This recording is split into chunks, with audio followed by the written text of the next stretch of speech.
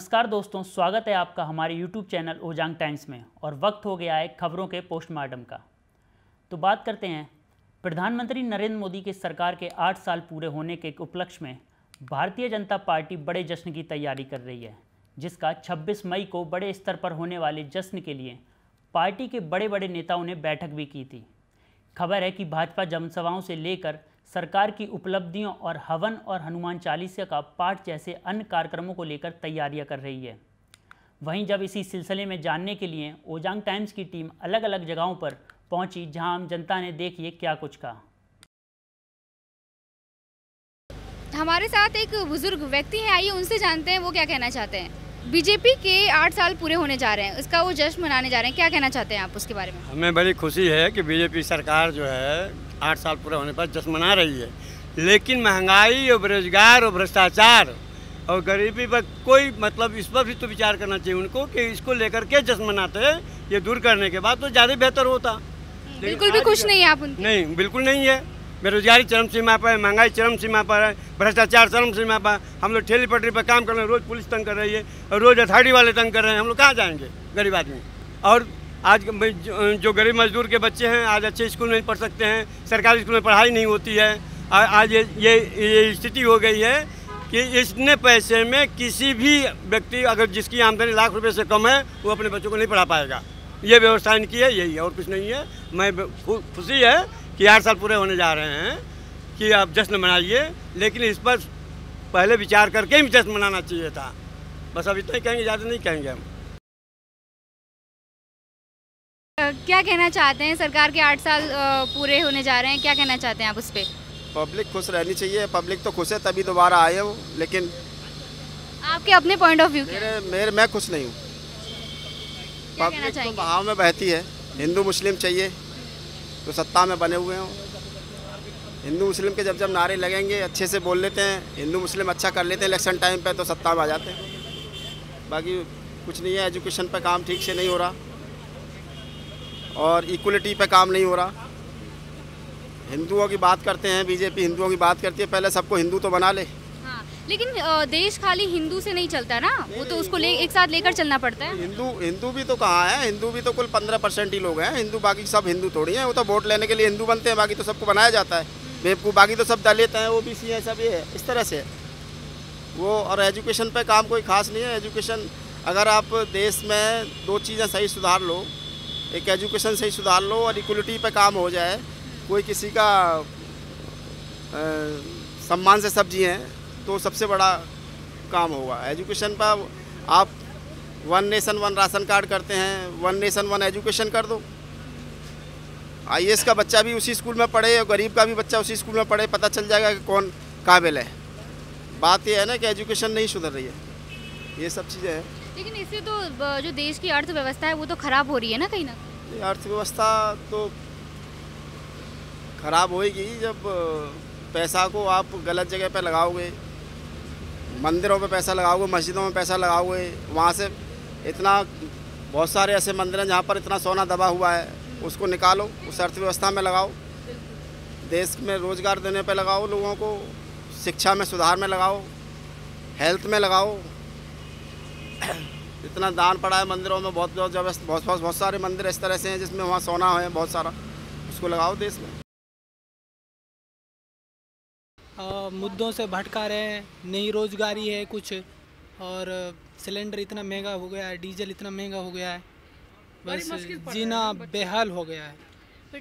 Petrol diesel के दाम बढ़ते जा रहे हैं। हाँ, बहुत ज़्यादा बिल्कुल गरीब आदमियों का जीना मुश्किल हो गया है, बहुत ज़्यादा। बड़े लोगों के लिए हम छोटे लोगों के लिए तो बहुत मुश्किल। और बस कोई मुद्दे की बात ही नहीं कर रहा है। हिंदू मुसलमान वही पुराना वाला सिस्टम ही है। हाँ। आपके जेब खर्च पे कितना असर पड़ रहा है? अरे मैडम, बहुत पड़ रहा है। हम तो गरीब लोग हैं और गरीबों पर तब एक और आफत आ गई है, वो घर तोड़ रहे हैं। अमीरों से कोई नहीं तोड़वा रहा है। हाँ, गरीब बस गरीबों की ठेलों को तोड़ रहे हैं, बस बुरा हाल है। कमाना बहुत मुश्किल हो गया है, बच्चों का पेट भरना बहुत मुश्किल हो चुका है। मैं ट्रक ड्राइवर हूँ, हमें मालूम है। हम एक महीने में पहले कमा लेते थे 20,000 25,000, अब 5-6 हज़ार रुपये, क्योंकि ट्रांसपोर्ट में भी वही हाल हो गया है। डीजल महंगा है तो हमें भी पैसा नहीं बच पाता है, जब मालिकों को ही नहीं बच रहा है, कुछ जेब खर्ची नहीं बच रही है। जितना कमा रहे हैं वही खा पा रहे हैं। ऐसा नहीं है कि सेविंग कुछ बच जाए। अगर कोई बच्चा भी बीमार हो जाता है 1,000 रुपये नहीं है दिखाने को। बेरोजगारी बढ़ती जा रही है, जो उसकी समस्या सबसे बड़ी है ना, बेरोजगारी बढ़ती जा रही है। नहीं देखो, बेरोजगारी पहले भी थी, आज भी है और आगे भी रहेगी। क्यों? पहले सुनिए, एक मिनट सुनो। रोज जितने पैदा हो रहे हैं, जनरली क्वेश्चन बता रहा हूँ आंसर, जितने पैदा हो रहे हैं उतने मर नहीं रहे, ठीक है। और सरकारी महकमे में एक लिमिट है, एक बिल्डिंग है तो इसमें 200 कारीगर को ही आप दे सकते हो ना। ऐसे ही सरकारी महकमा एक लिमिटेड है, उसकी एक बाउंड्री है, उससे ज़्यादा वो नहीं नौकरी दे सकती। उसमें जितना आ सकता है वो कर सकती है। तो आप अपना बिजनेस बढ़ाओ, इसके अलावा कोई चारा नहीं है। आप ग्रोथ करो, इंडिया की ग्रोथ करनी है तो बिजनेस के अलावा कोई रास्ता नहीं है। आपको देश का चाइना विकास बिजनेस से करा है कि गवर्नमेंट जॉब से करा है? बिजनेस है ना उसके पास, जो वो आज अमेरिका को टक्कर दे रहा है, ठीक है ना। आप बिजनेस ग्रोथ करो, और उसके लिए बाहर की कंपनियों को रोज़ मोदी जी जाते हैं, वहाँ से बातचीत करते हैं कि मेरे यहाँ इन्वेस्ट करो, तो वो इन्वेस्ट करके खुद ही थोड़ी नौकरी करनी है उन्हें।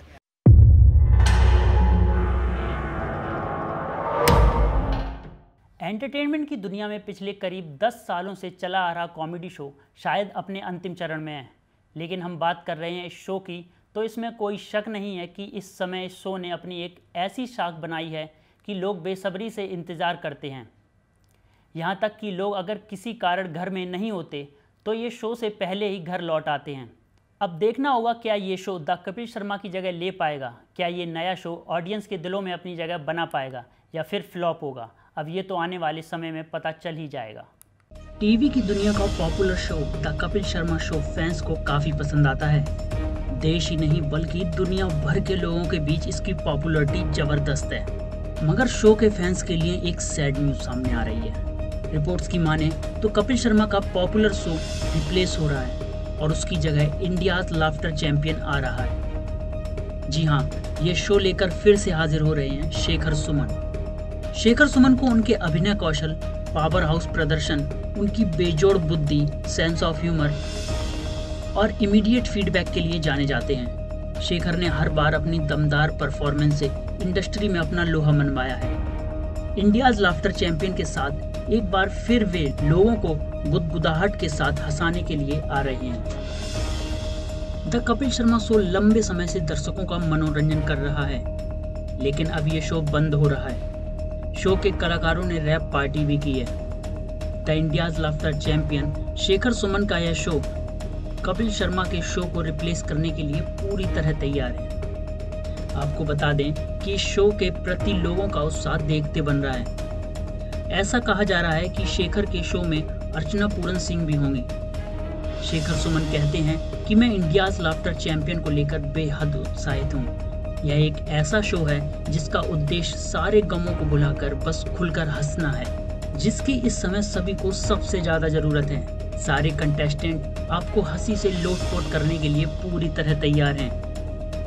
मुझे पूरा विश्वास है और दर्शक इस बात की उम्मीद कर सकते हैं कि हमारी पुरानी यादों का सफ़र फिर से ताज़ा हो सकता है। आपको बता दें कि शेखर सुमन इंडिया के लेट नाइट शो के पायनियर हैं और उन्होंने टेलीविज़न पर पहली बार स्टैंड अप परफॉर्मेंस इंट्रोड्यूस किया था। इस शो के प्रति लोगों का उत्साह देखते बन रहा है। यही वह सौहार्द है जिसका हम सभी को इंतजार है। इससे पहले शेखर ने इंस्टाग्राम का सहारा लेकर ऑडियंस को इस बात की ओर इशारा किया था कि वे जल्द ही टीवी पर वापसी करने वाले हैं, और जब इस शो की घोषणा हो चुकी है तो लोगों को इसका बेसब्री से इंतजार है।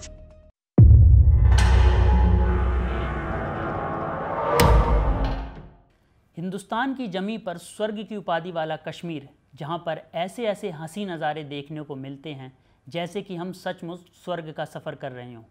यहाँ की हवाओं में एक अजीब सी कशिश होती है, मानो जैसे हवा के पैरों में घुंघरू बंधे हों और धीरे धीरे कानों में मिश्री घोल रहे हों। लेकिन इसी हवा में एक और आवाज़ आती है, तड़ तड़ तड़ तड़, और फिर दहशत भरी खामोशी।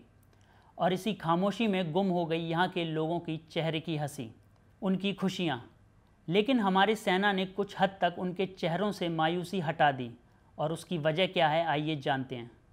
एक बड़े से हॉल में अलग अलग कुर्सी पर ठाठ से बैठकर अंधेरे में फिल्म देखने का मजा ही कुछ और है। सीटियों और तालियों की आवाज़ का वो शोर अलग ही उत्साह पैदा करता है। ऐसा ही कुछ नज़ारा कश्मीर के बारामूला जिले के श्रीनगर मुजफ्फराबाद मार्ग पर स्थित पट्टन में जोरावर सिनेमा हॉल के बाहर का था। करीब 32 साल से वीरान पड़े इस सिनेमा घर में 3 इडियट्स फिल्म दिखाई गई। फिल्म देखने वालों में से कई ऐसे भी थे जिन्होंने पहली बार थिएटर देखा था, लेकिन इतने सालों के बाद कश्मीर में ऐसा नज़ारा देखने को मिला। वाकई में अब हमारा कश्मीर बदल रहा है। पट्टन के हैदरबेग में स्थित यह सिनेमा हॉल कभी बारामूला और पट्टन के लोगों के बीच की नहीं, बल्कि कश्मीर के दूसरे शहरों व कस्बों के निवासियों में काफी लोकप्रिय था, क्योंकि इस सिनेमा में अपने समय की हिट हिंदी फिल्में दिखाई जाती थी। वहीं कश्मीर के हालात अब काफी सुधरने लगे हैं। सेना की 10 RR के सेक्टर कमांडर ने कहा कि करीब 1 साल से जब कभी हमारी बारामूला, पट्टन, करीरी, सोपोर, संग्राम व अन्य इलाकों में स्थानीय लोगों से बातचीत होती थी तो वो लोग यह जरूर कहते थे कि यहाँ सिनेमा हॉल होना चाहिए। जब वहाँ पर मौजूद कुछ लोगों ने कहा कि उन्होंने कभी भी सिनेमा हॉल में फिल्म नहीं देखी तो मुझे बड़ी हैरानी हुई, जिसके बाद हमने जोरावर हॉल को फिर से शुरू करने का फैसला किया। अब बात करते हैं कि आखिर सिनेमा हॉल को कश्मीर में क्यों बंद कर दिया गया था। कश्मीर में सिनेमा पर मंडराए संकट की इकलौती वजह आतंकवाद है। 1990 से पहले कश्मीर में अलग अलग शहरों में करीब 20 सिनेमा हॉल थे और करीब आधा दर्जन सिनेमा हॉल सैन्य छावनियों के बीच थे। आतंकी हिंसा शुरू होने के साथ ही कश्मीर घाटी में सिनेमा हॉल का पर्दा गिरने लगा। कुछ कट्टरवादी लोगों ने फिल्मी दुनिया को इस्लाम के खिलाफ बताकर वहां की आम जनता से मनोरंजन का साधन ही छीन लिया। आतंकवादी सिनेमा हॉल मालिकों को डराते धमकाते थे और उनके ना मानने पर सिनेमा हॉल पर हमला करवाते थे। इसलिए कोई भी अपनी जान को संकट में नहीं डालना चाहता था। Bureau report, Ojang Times. आखिर इतने सालों के बाद कश्मीर के लोगों को सिनेमा हॉल में फिल्में देखने का मौका मिल ही गया और यह सब मुमकिन हो पाया हमारे देश की जाबाज सेना की बदौलत। हम उम्मीद करते हैं कि आगे आने वाले समय में कश्मीर के हालात और सुधरें और कश्मीर में पहले की तरह खुशहाली आ जाए ताकि वहाँ के लोग आम जीवन व्यतीत कर पाएँ। तो कैसी लगी हमारी ये पेशकश हमारे कमेंट बॉक्स में ज़रूर बताइएगा और हमारे चैनल को सब्सक्राइब करना ना भूलें। तब तक के लिए आदाब, नमस्कार और सत श्री अकाल।